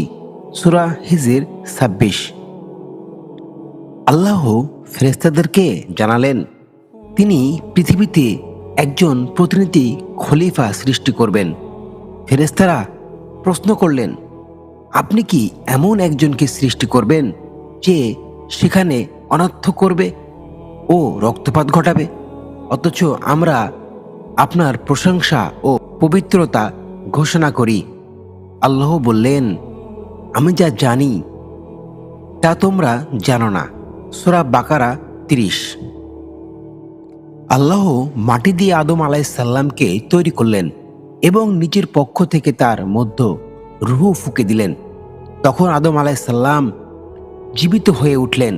আল্লাহ তাআলা তাকে সব কিছু নাম শেখালেন। পরে ফেরেশতাদেরকে ডাকলেন। তাদের সামনে আদম আলাইহিস সালাম তার জ্ঞান প্রমাণ করলেন। আল্লাহ আদম আলাইহিস সালামকে সম্মান জানিয়ে ফেরেশতাদের সেজদা করতে বললেন। সবাই সেজদা করল, কিন্তু ইবলিস সেজদা করল না, অস্বীকার করল। ইবলিস বলল, আমি তার চেয়ে উত্তম। আপনি আমাকে আগুন থেকে সৃষ্টি করেছেন আর তাকে মাটি থেকে, কেন আমি আদমকে সেজদা করব? এ কারণে ইবলিসকে জান্নাত থেকে বের করে দেওয়া হলো এবং তাকে অভিশপ্ত ঘোষণা করা হলো। ইবলিস চ্যালেঞ্জ করলো সে আদম আলাইসাল্লাম এবং তার সন্তানদের পথভ্রষ্ট করার চেষ্টা করবে। জান্নাতে আদম আলাইসাল্লাম ও হাওয়া আলাইসাল্লাম, আল্লাহ আদম আলাইসাল্লামকে জান্নাতে রাখলেন এবং তার সঙ্গী হিসাবে হাওয়া আলাইসাল্লামকে সৃষ্টি করলেন। আল্লাহ আদম আলাইসাল্লাম ও হাওয়া আলাইসাল্লামকে বললেন, তোমরা জান্নাতের যা ইচ্ছা মন করে ঘুরে বেড়াও এবং বিভিন্ন ফল ফলাদি খেয়ে বেড়াও এবং যেখান থেকে ইচ্ছা খাও, কিন্তু এই কাজটির কাছে যেও না, তা না হলে তোমরা জালিমদের অন্তর্ভুক্ত হবে। সূরা বাকারা। ইবলিস আদম আলাইসাল্লাম ও হাওয়া আলাইসাল্লামকে প্রলোভিত করলেন। সে বলল, তোমাদের এই গাছের ফল খেতে নিষিদ্ধ করা হয়েছে, কারণ এটি খেলে তোমরা চিরস্থায়ী হয়ে যাবে অথবা ফেরেশতা হয়ে যাবে। আদম আলাইসাল্লাম ও হাওয়া আলাইসাল্লাম ইবলিসের কথায় প্রভাবিত হয়ে নিষিদ্ধ গাছের ফল খেলেন। এর ফলে তাদের লজ্জায় স্থান প্রকাশিত পেল এবং তারা জান্নাতের পাতা দিয়ে তা ঢাকার চেষ্টা করলেন। প্রার্থনা ও ক্ষমা কেমন ছিল? আল্লাহ তাদেরকে বললেন, আমি কি তোমাদের নিষেধ করিনি এই গাছের কাছে যেতে এবং বলিনি শয়তান তোমাদের প্রকাশ্য শত্রু?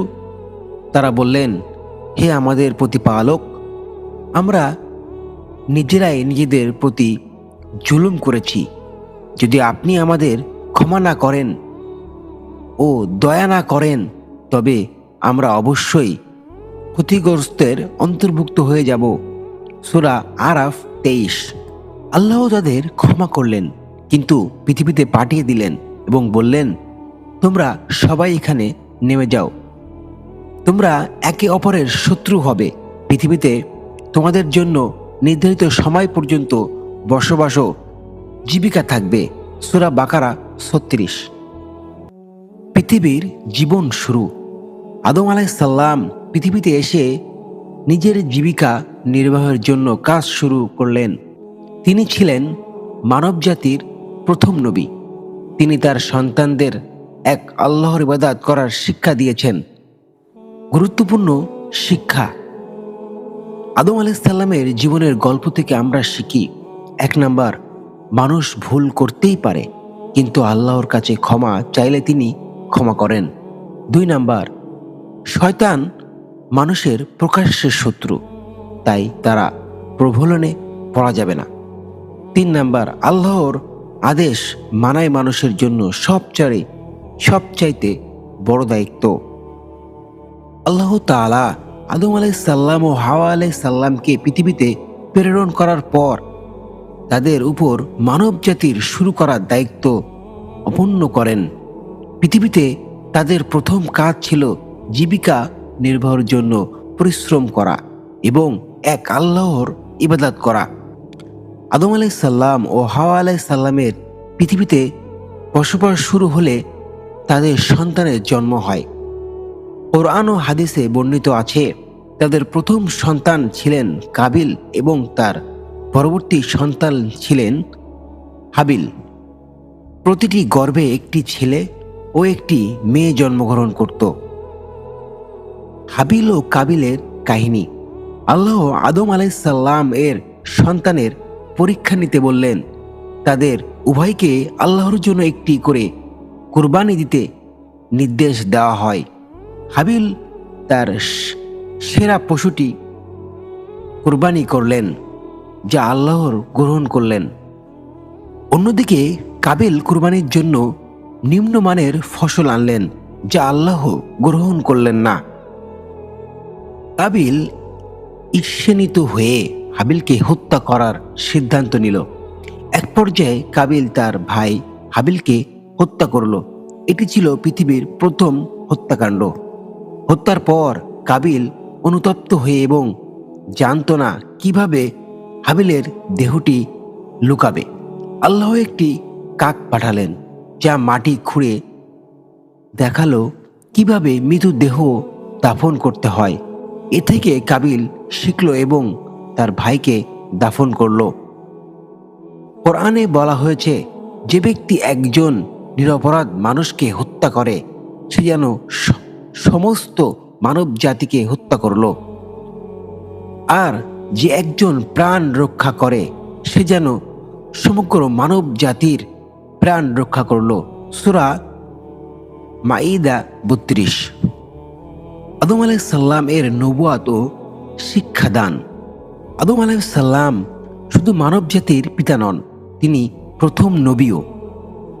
আল্লাহ তাকে পৃথিবীতে জীবন যাপনের জন্য প্রয়োজনীয় জ্ঞান ও দিক নির্দেশনা দিয়েছিলেন। তিনি তার সন্তানদের আল্লাহর একতাবাদ, ইবাদাত এবং জীবন যাপন করার শিক্ষা দেন। সৎভাবে জীবন যাপন করার শিক্ষা দেন।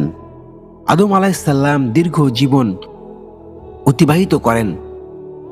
হাদিস থেকে জানা যায় তার প্রায় আয়ু ছিল 1000 বছর। মৃত্যুর পূর্বে তিনি তার সন্তানদের উদ্দেশ্যে আল্লাহর প্রতি অনুগত ও ইবাদতের নির্দেশ দেন। মানব জাতির জন্য শিক্ষা।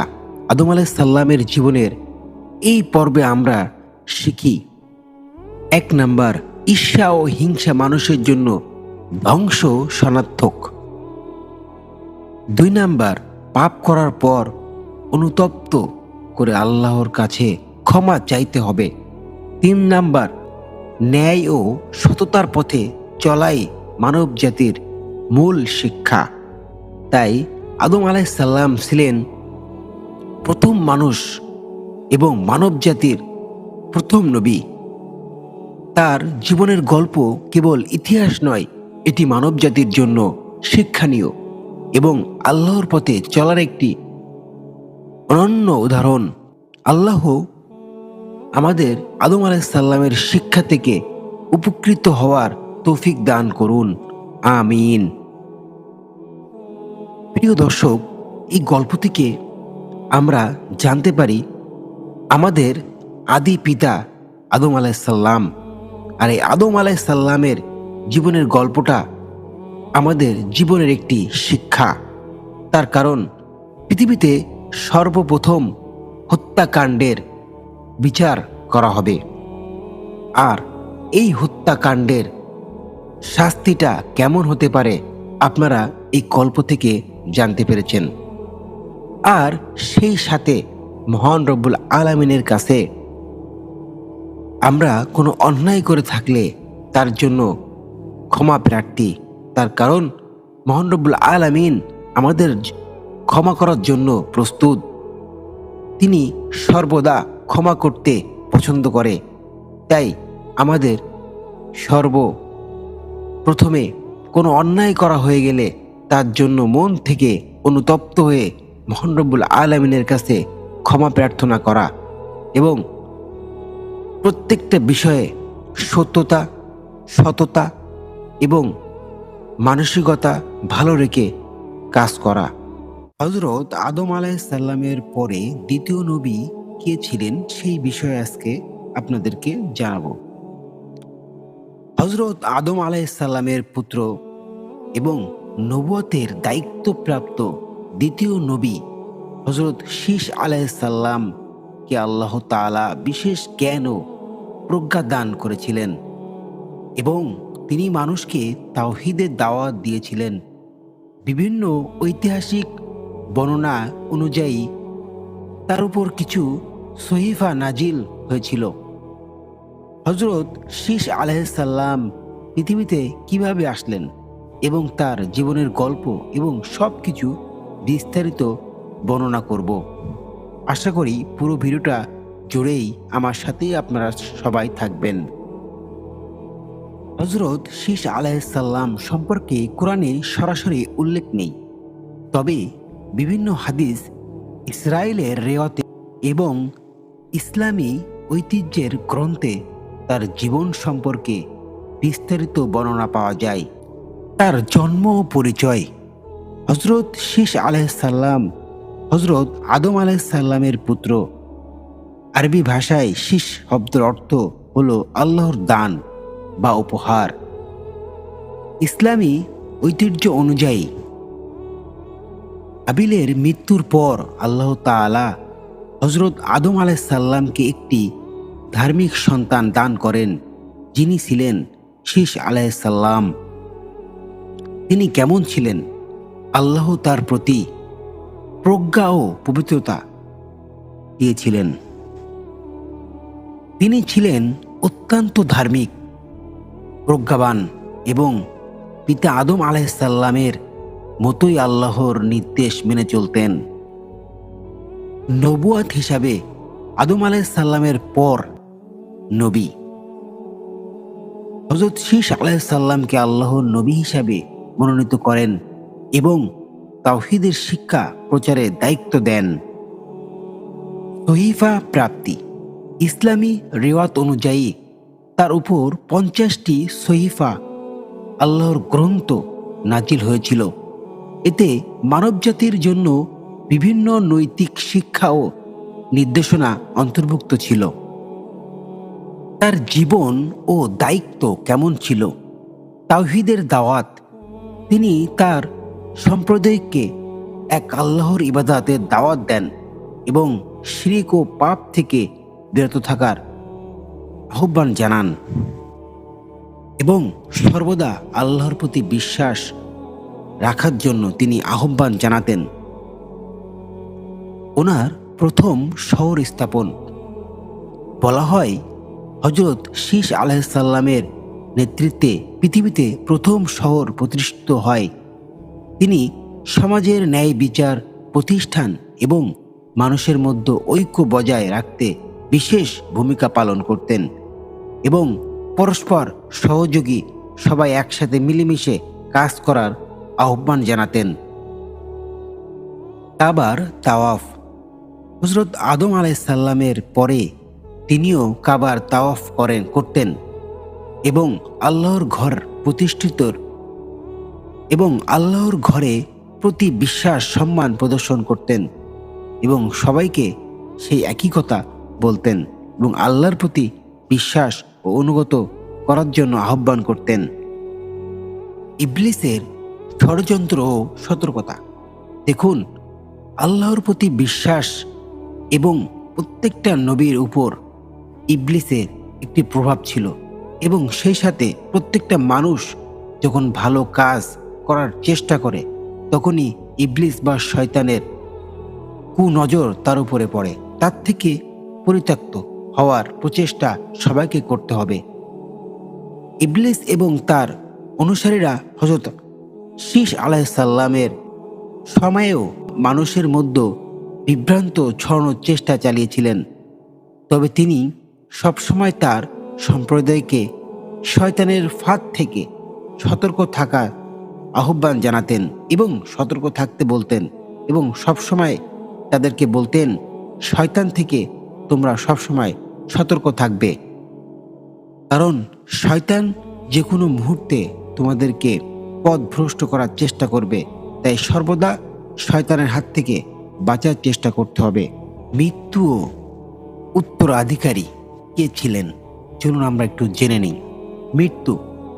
বর্ণিত আছে হযরত শীস আলাইহিস সালাম দীর্ঘ আয়ু লাভ করেছিলেন এবং তার মৃত্যুর আগে তিনি নবুয়তের দায়িত্ব তার উত্তরসর সন্তান হযরত ইউনুস আলাইহিস সালামের হাতে অর্পণ করেন। অনেক ঐতিহাসিক মতে তার কবর হযরত আদম আলাইহিস সালামের কবরের পাশেই রয়েছে, তবে সুনির্দিষ্ট স্থান ব্যাপারে নিশ্চিত তথ্য পাওয়া যায় না। হাদিসের শিক্ষা। হযরত শীস আলাইহিস সালামের জীবন থেকে আমরা যে শিক্ষাগুলো পাই: 1 নাম্বার, আল্লাহর প্রতি পূর্ণ অনুগত্য রাখা। 2 নাম্বার, শিরক এবং পাপ থেকে বিরত থাকা। 3 নাম্বার, পরিবার এবং সমাজের ন্যায় বিচার প্রতিষ্ঠা করা। 4 নাম্বার, মানুষের মধ্যে ঐক্য ও শান্তি বজায় রাখা।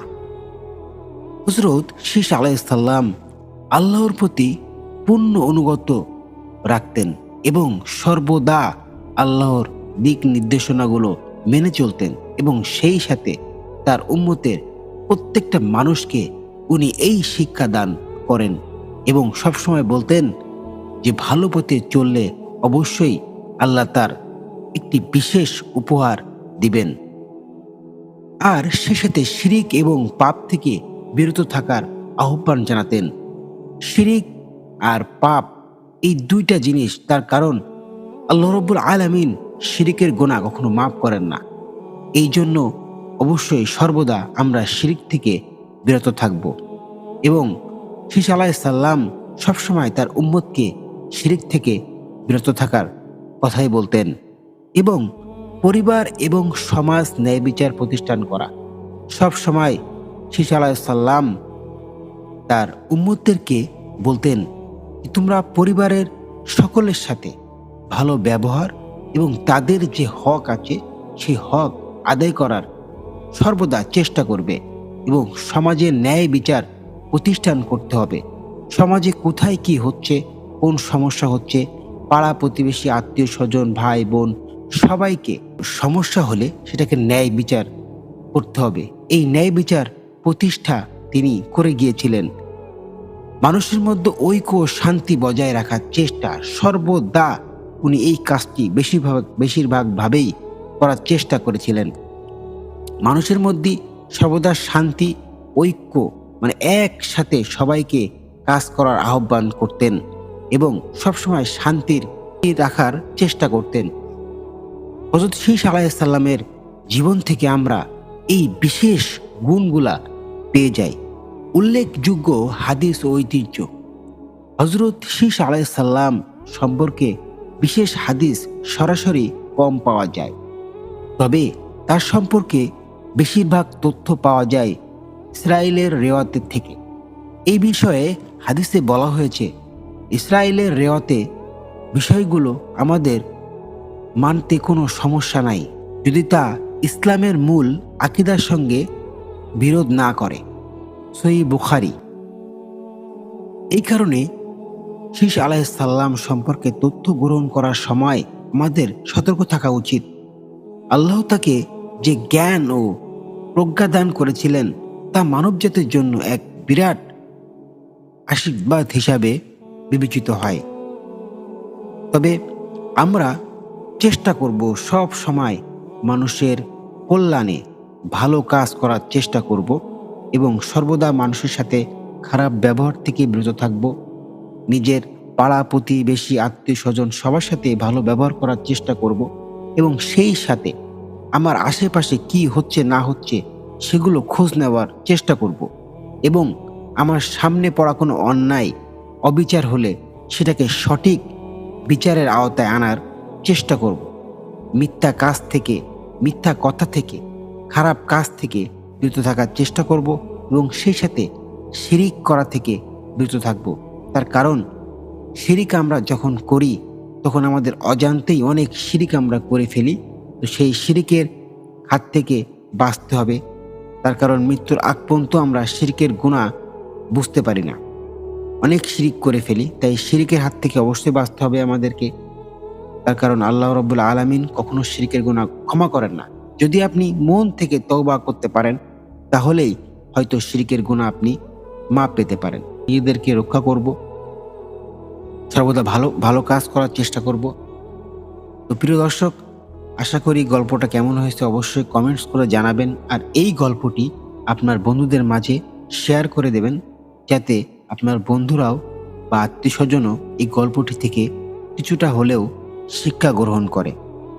নবী নূহ আলাইহিস সালাম ইসলাম ধর্মের তৃতীয় নবী। নবী নূহ আলাইহিস সালাম ছিলেন ইসলামের প্রথম রসূল। তার নাম এবং কাহিনী কোরআনুল কারিমে বিভিন্ন স্থানে বিস্তারিতভাবে বর্ণিত হয়েছে। তিনি আদম আলাইহিস সালামের নবম প্রজন্মের একজন মহান নবী। নূহ আলাইহিস সালাম প্রায় 950 বছর মানুষের মধ্যে অবস্থান করে আল্লাহর পথে তাদেরকে আহ্বান জানিয়েছেন। এই দীর্ঘ সময় তিনি মানুষকে এক আল্লাহর ইবাদতের পথে ডাকলেও তার সম্প্রদায় অধিকাংশই তা গ্রহণ করেননি, প্রত্যাখ্যান করেছেন। এখন আমরা তার জীবন, সংগ্রাম এবং শিক্ষা নিয়ে বিস্তারিত জানব। চলুন আমরা নূহ আলাইহিস সালামের বিস্তারিত ঘটনাটা জেনে নিই। নবী নূহ আলাইহিস সালামের পরিচয়। নবী নূহ আলাইহিস সালাম ছিলেন আদম আলাইহিস সালামের বংশধর। তার পিতার নাম ছিল লামাক এবং পিতামহ ছিলেন মুতওয়া শালাক। তিনি এমন এক যুগে জন্মগ্রহণ করেন যখন মানুষ এক আল্লাহর ইবাদত ছেড়ে দিয়ে মূর্তি পূজায় লিপ্ত হয়েছিল। সমাজের মানুষ প্রধান 5টি মূর্তির পূজা করত: উদ, সুয়া, ইয়াগুস, ইয়াউক এবং নাসর। তারা আল্লাহকে ভুলে গিয়ে এই মূর্তিগুলোই তাদের প্রভু হিসাবে মানতে শুরু করেছিল। নবুয়াত এবং দাওয়াতের সূচনা। নূহ আলাইহিস সালামকে আল্লাহ তাআলা নবুয়াতের দায়িত্ব দিয়ে তার সম্প্রদায়ের মাঝে পাঠালেন। আল্লাহ তাকে নির্দেশ দেন, তুমি আমার বান্দাদের কাছে বার্তা পৌঁছাও এবং তাদের বলো তারা যেন একমাত্র আল্লাহর ইবাদত করে, কারণ তিনিই তাদের সৃষ্টিকর্তা এবং একমাত্র উপাস্য। সূরা হুদ 25-26। নূহ আলাইহিস সালামের দাওয়াত ছিল খুবই সরল: এক আল্লাহর ইবাদত করো, মূর্তি পূজা ছেড়ে দাও আর আল্লাহর বিধান মেনে চলো। তিনি বারবার এ কথাই বলতেন তার উম্মতদেরকে। তিনি আরো বলতেন, হে আমার সম্প্রদায়, তোমরা এক আল্লাহর ইবাদত, আল্লাহ ছাড়া তোমাদের কোনো উপাস্য নাই। সম্প্রদায়ের প্রতিক্রিয়া। নূহ আলাইহিস সালামের এই দাওয়াত শুনে তার সম্প্রদায় নেতারা তাকে অবজ্ঞা করে। তারা তাকে বিপত্ত করে বলল, তুমি তো আমাদের মতোই একজন মানুষ, আমরা কেন তোমার কথা শুনব? তোমার অনুসারীরা তো আমাদেরই সমাজের দরিদ্র এবং নিম্ন বর্গের লোকজন, তুমি কি আমাদের থেকে উত্তম? সূরা হুদ 27। তারা নূহ আলাইহিস সালামকে পাগল বলে আখ্যাত দেয়, এমনকি তারা তাকে শারীরিক ও মানসিকভাবে অত্যাচারও করে। কিন্তু নূহ আলাইহিস সালাম অত্যন্ত ধৈর্যের সঙ্গে দাওয়াত চালিয়ে যান। নূহ আলাইহিস সালামের ধৈর্য এবং আল্লাহর সাহায্য ও প্রার্থনা।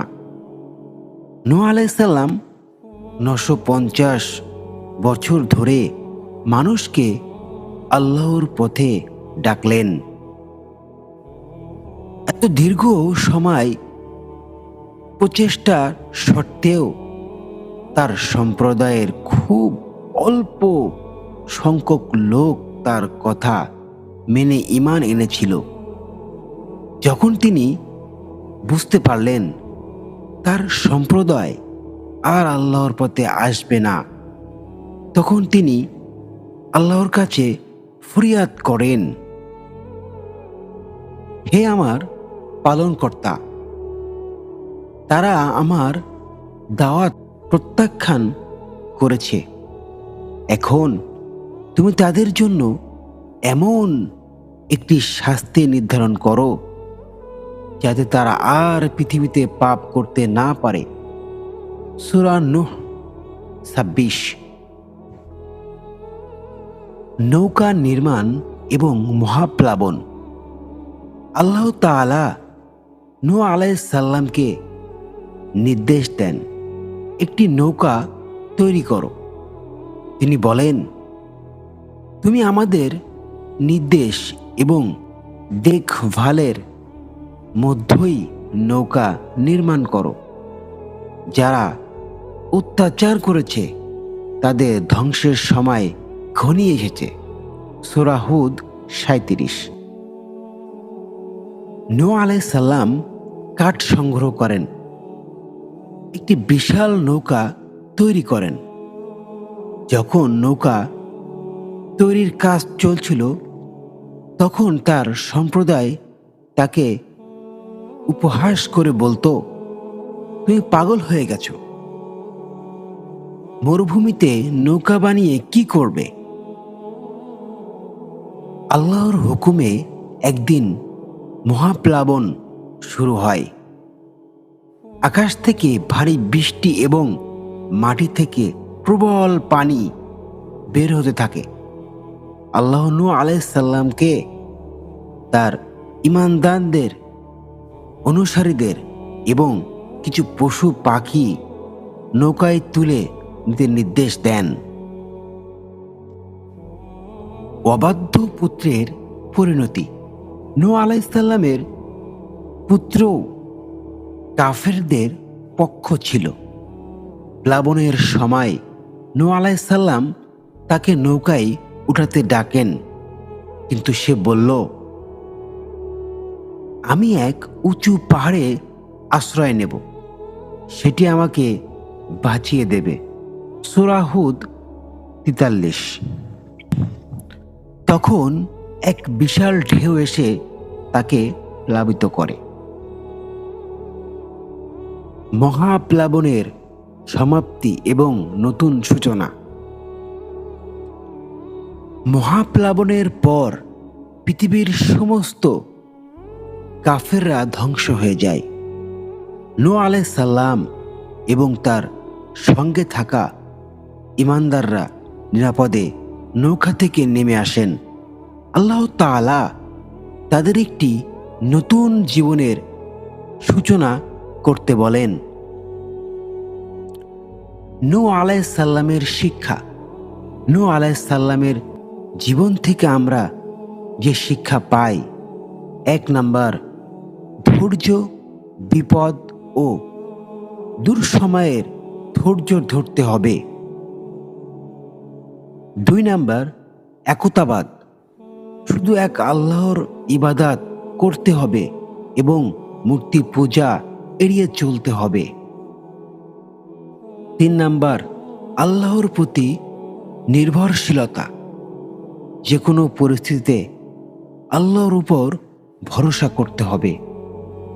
৪ নাম্বার, নবীদের দাওয়াত গ্রহণ, নবীদের বার্তা শোনা এবং তা মানা মানুষের দায়িত্ব। নবী নূহ আলাইহিস সালামের মৃত্যুবরণ। মহাপ্লাবনে বহু বছর পর নবী নূহ আলাইহিস সালাম মৃত্যুবরণ করেন। ইসলামী ঐতিহ্যের মতে তার কবর ইরাক বা সিরিয়ায় কোনো স্থানে অবস্থিত। শেষ কথা, নবী নূহ আলাইহিস সালাম এর জীবন এক মহান শিক্ষার অধ্যায়। তিনি আল্লাহর পথে মানুষকে ডাকতে যে ধৈর্য এবং আত্মত্যাগ করেছেন তা আমাদের জন্য এক অনুকরণীয় আদেশ। তার কাহিনী আমাদের স্মরণ করিয়ে দেয় যে যারা আল্লাহর উপর নির্ভর করে তারা শেষ পর্যন্ত সফল হয়। নূহ আলাইহিস সালামের জীবনের এই বর্ণনা থেকে যতটুকু আমরা বুঝতে পারলাম আর শিখতে পারলাম সেটা হলো, সর্বদা মানুষের ধৈর্য ধারণ করতে হবে এবং আল্লাহর পথে যারা চলে তাদেরকে সর্বদা ধৈর্য ধারণ করতে হবে। তার কারণ মহান রব্বুল আলামিন যখন মানুষকে কোনো ভালো কাজ করার আহ্বান করেন, আর কোনো মানুষ যখন নিজে থেকে ভালো কাজ করার চেষ্টা করে, তখন তার সামনে বিভিন্ন রকমের আপদ বিপদ আসে, এবং ওই আপদ বিপদ আসার সময় সেই মানুষকে ধৈর্য ধারণ করতে হবে এবং সমস্ত খারাপ কাজ থেকে পরিত্যক্ত হতে হবে এবং সর্বদা আল্লাহর পরে ভরসা এবং ধৈর্য ধারণ করতে হবে। আর মানুষকে দাওয়াত দিতে হবে ইসলামের পথে, এবং এই দাওয়াত দেওয়ার সময় কোনোভাবেই নিজেকে আল্লাহর উপর বিশ্বাস রাখতে হবে সর্বদা। প্রিয় দর্শক, এই গল্পটি আপনাদের কেমন লাগলো কমেন্টস করে জানাবেন, আর আপনাদের বন্ধুদের আত্মীয়স্বজনদের কাছে এই ভিডিওটা শেয়ার করে দিবেন। যারা এই চ্যানেলটাতে নতুন তারা অবশ্যই আমাদের এই চ্যানেলটি সাবস্ক্রাইব করবেন। সবাই ভালো থাকবেন, সুস্থ থাকবেন। আসসালামু আলাইকুম আ রহমতুল্লাহ।